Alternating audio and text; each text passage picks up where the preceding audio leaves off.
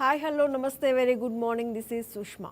తెలుగు రాష్ట్రాల్లో petrol diesel కొరత తీవ్రంగా కనిపిస్తోంది.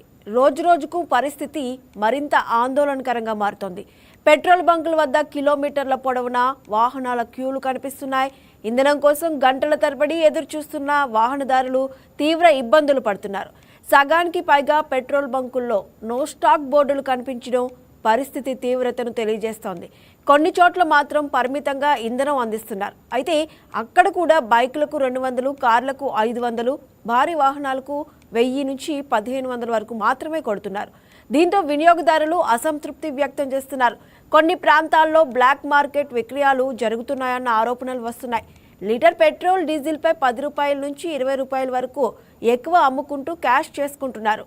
ఇక ఈ పరిస్థితి ఎంతకాలం కొనసాగుతుందో అన్న సందేహం ప్రజలను కలవరపెడుతోంది. ఇప్పటికే సీఎం చంద్రబాబు ఇంధన కొరతపై అధికారులతో వరుస సమీక్షలు నిర్వహిస్తూ ప్రజలకు ఇబ్బందులు లేకుండా చూడాలని ఆదేశాలు జారీ చేశారు. మంత్రి నాదెండ్ల మనోహర్ కూడా ఉన్నతాధికారులు, ఆయిల్ కంపెనీల ప్రతినిధులతో అత్యవసర వీడియో కాన్ఫరెన్స్ నిర్వహించారు. ఈ సమీక్షలో భాగంగా రాష్ట్ర వ్యాప్తంగా ఉన్న అన్ని పెట్రోల్ బంకులకు వెంటనే ఇంధన సరఫరాను పునరుద్ధరించాలని స్పష్టమైన ఆదేశాలు జారీ చేశారు.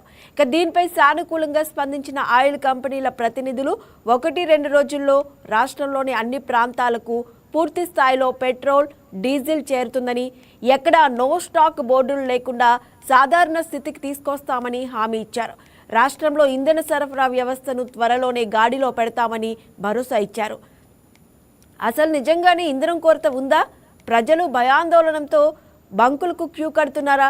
బంకు యజమానులు కావాలనే కృత్రిమ కొరత సృష్టిస్తున్నారా అనే ప్రశ్నలు తలెత్తుతున్నాయి. ఈ గందరగోళాల మధ్య ప్రజలు అవసరానికి మించి పెట్రోల్, డీజిల్ కొట్టించుకోవడంతో ఇంధన నిల్వలు అడుగంటుతున్నాయి. ఈ అంశంపై ఈరోజు మనం డిబేట్లో చర్చిద్దాం.